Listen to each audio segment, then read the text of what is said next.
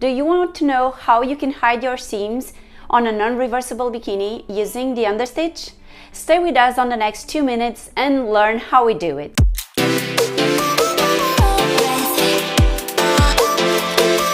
We are demonstrating this technique with our bikini bottom pattern Veronica, but you can do this on any pattern that you have at home. The first thing you should do is remove the seam allowance on the waistline, because that's where we are going to apply this technique of the understitch, and we will then hide the stitch only on the waistline.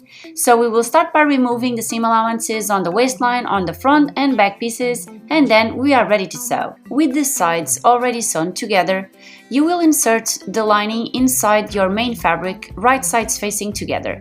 And we can go ahead and sew the waistline, applying the elastic, this is important, on the side of our main fabric.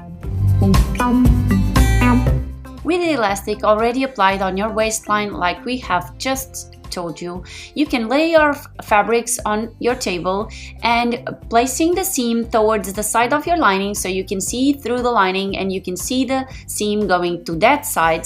You will apply a zigzag stitch, securing that seam onto the lining fabric. This is very important. When you do the zigzag now, this is the understitch, you have to make sure that you do not go over to your main fabric, or if you do that, you will see the stitches once the bikini is ready. If you want to find out how you can add coverage to your bikini bottoms or swimsuits, you will have a link down below that will guide you on how to do it.